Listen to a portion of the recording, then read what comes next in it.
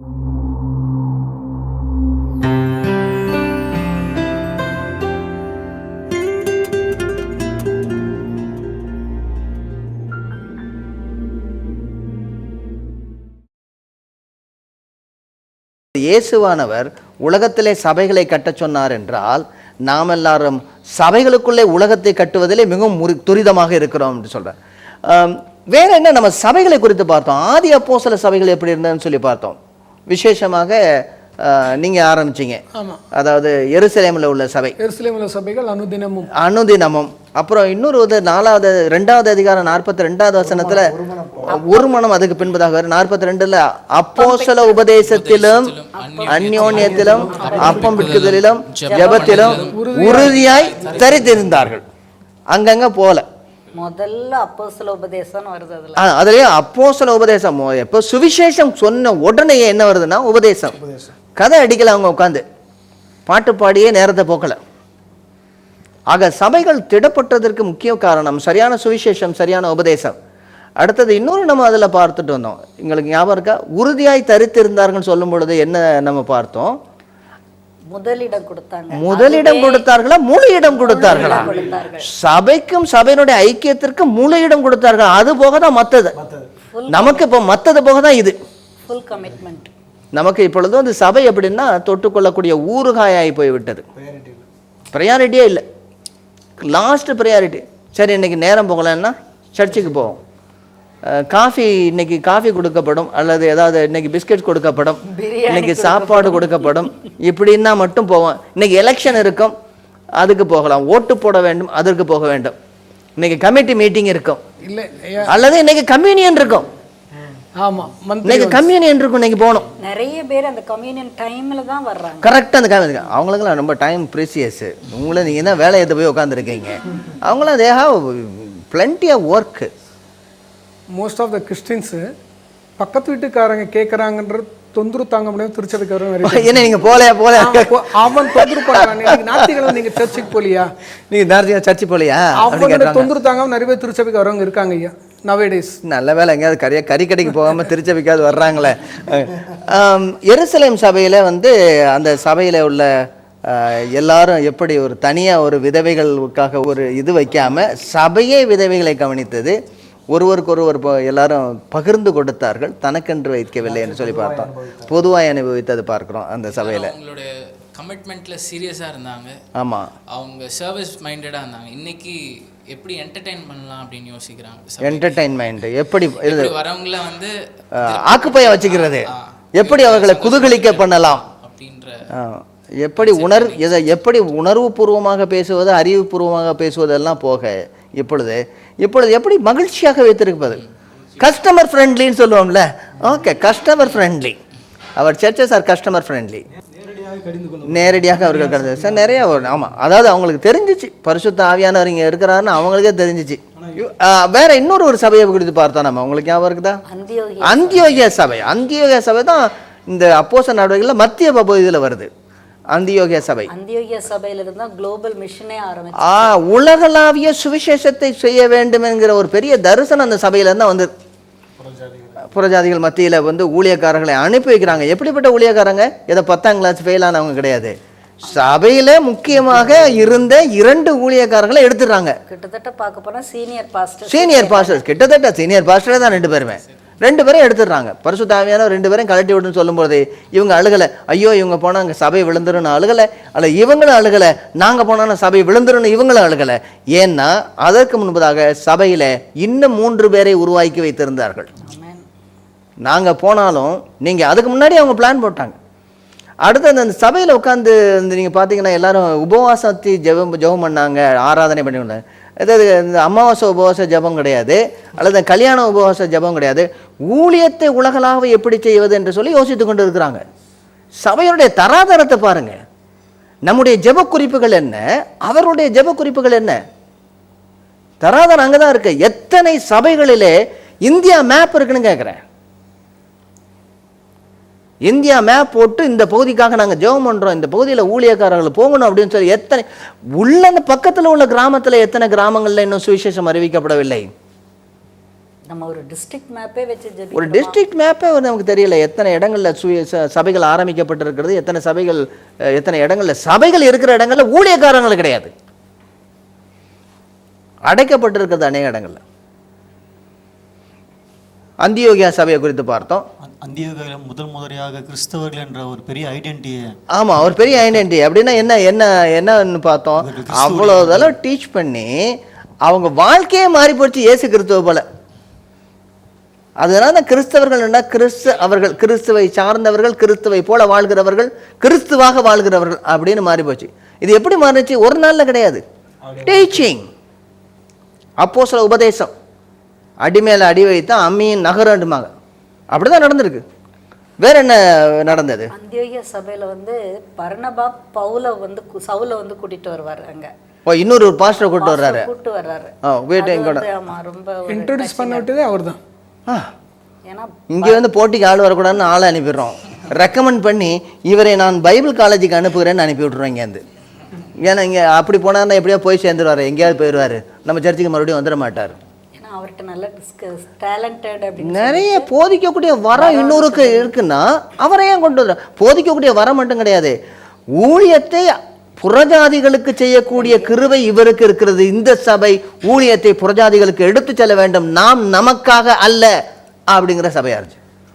அவங்களுடைய ஊழியத்தில் ஒரே இடத்துல தங்கி இருக்காத பட்சத்தில் ஊழியக்காரர்கள் எப்படி பண்ணாங்கன்னு நம்ம பார்த்தோம். அந்த ஊழிய தரத்தை இப்போ நம்ம பார்த்தோம். அங்கேயே அவங்க இருந்துடாத இது இப்போ என் சபை நிறுவினது என்று இல்லை. இன்னொரு சபையை குறித்து பார்த்தோம். உங்களுக்கு ஞாபகம் இருக்குதா? அதாவது எபேசு சபையை குறித்து பார்த்தோம். எபேசு சபையில் 2.5 வருடங்கள் இருந்ததுனாலே ஆசியாவில் இருந்த கிரேக்கர்களும் யூதர்களும் கிட்டத்தட்ட ஆசியாவில் அதாவது இந்த வெளிப்படுத்தின விசேஷத்தில் வரக்கூடிய அந்த 7 சபைகளுக்கு பவுலடியார் போகலை. அதில் ஒரே ஒரு சபைக்கு தான் போனார், எபேசுக்கு மட்டும். அதே மாதிரி கொலோசி சபைக்கும் பவுலடியார் போகல, கடிதம் எழுதியிருக்கிறாரு. அது ஏரோபோலிஸ் என்ற சபைக்கும் அவர் போகலை. ஆனால் அங்கே சபைகள் ஆரம்பிக்கப்பட்டது. ஆசோஸ்ங்கிற இடத்துக்கு போயிருக்காரு, சபையை உட்காந்து செய்யலை. மிலேத்துங்கிற இடத்துக்கு வழியாக போயிருக்கிறாரு, சபையை உட்காந்து செய்யலை. துரோவாவுக்கு போயிருக்கிறாரு, ஆனால் சபையை உட்காந்து செய்யலை. இந்த இடங்களிலெல்லாம் அவர் இருந்த நாட்களிலேயே சபைகள் ஆரம்பிக்கப்பட்டு விட்டன. அதான் ஒருத்தங்க ஃபாலோ பண்ணும்போது சொன்னாங்க, இந்த எபேசு சபையை பற்றி நீங்கள் எடுக்கும்போது அதில் இவ்வளோ டீட்டெயில்ஸ் இருக்குன்னு சொல்லி இன்னைக்கு எங்களுக்கு தெரியும். நீங்கள் நடுவில் வச்சுட்டு சுற்றி அவ்வளவு இடங்களெல்லாம் கிராமங்கள் கிடையாது, அவ்வளவு நகரங்களுக்கு சபைகள் போய்விட்டது. 2.5 வருஷம். வேற என்ன தாக்கம்னா அந்த ஊரில் என்ன நடந்துச்சு? என்ன தாக்கம் நடந்துச்சு? அவங்களுடைய ஃபிலாசபியே, அவங்களுடைய கடையெல்லாம் மூடிட்டாங்க, கடையை மூடிட்டாங்க, வியாபாரம் அற்று போய்விட்டது.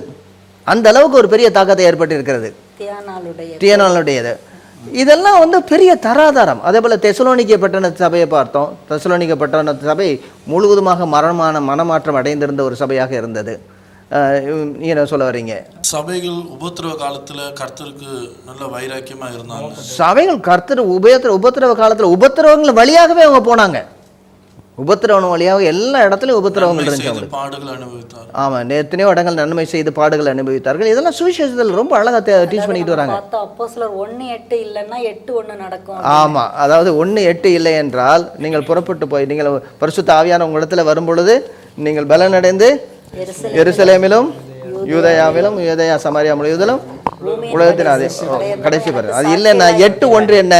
எருசலேம் சபை சிதறடிக்கப்பட்ட போனது. எல்லாம் சென்றவர்கள்லாம் அழுது கொண்டு போகவில்லை, எல்லா இடத்துலையும் சுவிசேஷத்தை அறிவித்து கொண்டு போனார்கள். இதில் அந்த சபையோருடைய தராதரம் என்னவென்றால், சபையிலே உறுப்பினர்களாக யாரையும் சேர்க்கவில்லை, விசுவாசிகளாக சேர்க்கவில்லை. சபையிலே இருந்தவர்கள் எல்லோரும் சீஷர்கள் மட்டுமல்ல, ஊழியக்காரர்களாக இன்னொரு சபையை ஆரம்பிக்கக்கூடியவர்களாக இருந்தாங்க. ஏன்னா நீங்கள் நல்லா கவனிச்சிங்கன்னா சமாரியாவில் வந்து எந்த ஊழியக்காரனும் போகலை, பின்னாடி தான் பிலிப்பு போனார். அதுக்கு முன்னாடி மக்கள் போய் ஆரம்பிச்சிட்டாங்க. அதே போல் அந்தியோகியா சபையானது ஊழியக்காரர்கள் ஆரம்பிக்கப்படலை, பர்னபா பின்னாடி தான் அனுப்பப்பட்டார். சபை இங்கே வந்து சிதறி போனவர்கள் எல்லாரும் ஊழியம் செய்து அவங்க ஆரம்பிச்சிருக்கிறாங்க. ஆக சபையில் உள்ள ஊழியக்காரர்களாக அவர்களை பக்குவப்படுத்தியிருக்கிறார்கள். அது மட்டும் இல்லை, சபையில் உள்ளவங்களுக்கு எவ்வளவு வேத ஞானம் இருந்துச்சுன்னு பாருங்கள். எவ்வளவு வேத ஞானம் இருந்தது, வேத வசனத்தில் எவ்வளவு திளைத்து இருந்தார்கள். அப்போஸ்தலர்கள் எடுத்துங்க, பழைய ஏற்பாட்டை அப்படியே சொல்லிட்டு வர்றாங்க. ஆமாம், பேதுரு சொல்லும்போது, சுவிசேஷம் சொல்லும்போது 2வது அதிகாரத்தில் ரொம்ப அழகாக சொல்கிறார். அதற்கு அடுத்ததாக 7வது அதிகாரத்தில் ஸ்தேவான் அவருடைய பேச்சு நம்ம பார்த்தோம். என்ன அழகாக பழைய ஏற்பாட்டை எடுத்து கொண்டு வர்றாரு. அதே போல் பிலிப்பு நம்ம கடைசியாக கொஞ்ச நாளுக்கு முன்னாடி தாங்க நம்ம பார்த்துட்டு இருந்தோம். பிலிப்பு எப்படி சுவிசேஷத்தை கொண்டு போறாருன்னு. அது எங்கேருந்து எடுத்துருந்தாங்க? ஏசாயாவுடைய புத்தகத்திலிருந்து எடுத்து இயேசு கிறிஸ்துவை குறித்து கூட, ஏசாயாவிலிருந்து எடுத்து இயேசு கிறிஸ்துவை கூறுகிறார். இயேசு கிறிஸ்துவோடு கூட இல்லை, ஞானஸ்தானத்துக்கு வழி நடத்துகிறார். எவ்வளவு, அதாவது சபையில இருந்த தலைவர்களும் சரி மக்களும் சரி வேத சத்தியத்திலே அவர்கள் உறுதியாக இருந்தார்கள். எவ்வளோ பிரச்சனைகள், அதாவது அந்த நாட்களிலே ஒருவன் கிறிஸ்தவன் ஆவதென்றால் அவன் தன்னைத்தான் வெறுத்து சிலுவையை உண்மையாகவே சுமக்க வேண்டும். சும்மா பேரளவுக்கு இல்லை, இந்த செயின்லையோ அந்த மோதிரத்திலேயோ போட்டுற அந்த சிலுவை கிடையாது. உண்மையாகவே அவன் தன்னுடைய சிலுவை, அதாவது தன்னுடைய மரணத்தை சுமந்து போக வேண்டும். அப்படி இருந்தாலும் அநேக மக்கள் கர்த்தராகிய இயேசு கிறிஸ்துவின் பக்கமாக வந்து கொண்டு வந்தாங்க. நிறைய பேர் வந்து கொண்டு வந்தாங்க. எத்தனை கோடி மக்கள். என்ன காரணம் கொண்டு வந்தோம்? என்ன காரணம்? ஏன் நம்முடைய சபைகளிலே, அன்றைய சபைகளிலே இருந்த அந்த வீரியம், அந்த தாக்கம், அந்த தராதரம் நம்முடைய சபைகளிலே ஏன் காணப்படவில்லை? எங்கே சறுக்கல்? என்ன பிரச்சனை? நம்ம சொன்னது போல தெசலோனிக்கர்ல பவுல் அந்த 5 அதிகாரத்திலையும் ஒவ்வொரு அதிகாரத்தினுடைய கடைசி வசனங்கள் நம்ம சொல்லப்பட்ட போல 2ஆம் வருகை குறித்து சொல்லப்பட்டது. ரொம்ப தெளிவாக சுவிசேஷத்தை சொல்றாரு. மறுபடியும் ஆணித்தரமா சொல்றாரு. 1ஆம் அதிகாரம் 10ஆம் வசனத்திலையும், 2ஆம் அதிகாரம் 19 20லயும், 3ஆம் அதிகாரம் 13ஆம் வசனத்திலையும், 4ஆம் அதிகாரம் 16 17லயும், 5 23 கடைசியா 2ஆம் வருகை குறித்து. 2ஆம் வருகை, அதாவது சில பேர் 2ஆம் வருகை குறித்து படிக்கணும்னா உடனே நினைச்சுவாங்க வெளிப்படுத்தின விஷயம். இல்ல நீங்க எங்க போகணும்னா இது தெசலோனிக்கேயருக்கு எழுதின நிருபத்துக்கு போங்க. ஏன் அவர் சொல்றாருன்னா, சுவிசேஷம் சரியானபடி சுவிசேஷத்தை அறிந்திருந்தீங்கன்னா நீங்க சோம்பேறிகளாக ஒரு இடத்துல உட்கார்ந்து இயேசுவானவர் இப்போ வந்துருவாருன்னு சொல்லி உட்கார்ந்துருக்க மாட்டீங்க. எந்திரிச்சு போய் வேலையை செய்யாங்கிறார். சுவிசேஷத்தை திடப்படுத்துகிறார். அன்பு என்னமோ சொல்ல வரீங்க? எல்லாருடைய ஃபோக்கஸும் மறுமைக்குரியதாகவே இருந்தது. அதாவது இந்த இது மட்டும் இல்லை, இம்மைக்குரியது. இங்கே இருக்கிறோம், இங்கே இருக்கிற வரைக்கும் கர்த்தருடைய ஊழியத்தை செய்ய வேண்டும், கர்த்தரை மகிமைப்படுத்த வேண்டும். ஆனால் அவங்களுடைய நோக்கமும் வேற எது, நாம் வேற இடத்துக்கு போயிட்டு இருக்கோம் அப்படின்னு சொல்லிட்டு இருந்தாங்க. இங்கேயே அவங்க டென்ட் போட்டு உட்காரல. அதனாலதான் 300 வருஷத்துக்குள்ள ரோம ராஜ்யத்தை 300 வருஷத்துக்குள்ளாக ரோம ராஜ்யத்தை they made Roman world upside down. ஏன்னா பவுலை பற்றி நம்ம படிக்கும்போது கூட அவர் 10 வருஷத்துக்குள்ள வந்து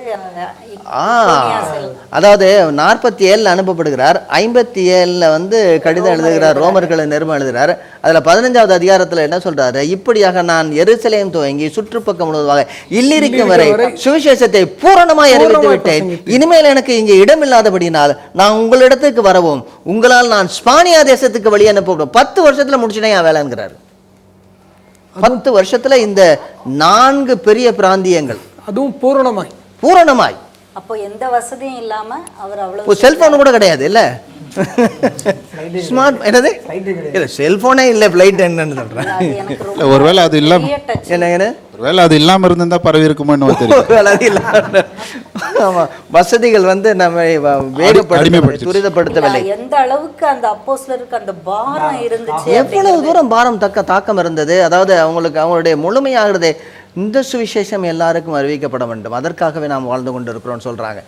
வேற என்ன நம்ம இதை பார்த்தோம் சொல்லுங்க. அதுக்கு முக்கிய காரணம் பார்த்தோம்னா விசுவாசத்தை குறித்து இப்போ போதிக்கிறாங்க, அது நடக்குது. அது மாத்திரமல்ல, உபத்திரவமும் அருளப்பட்டிருக்கிறதுன்ற விஷயத்தை வந்து இப்போ போதிக்கிறது இல்லை.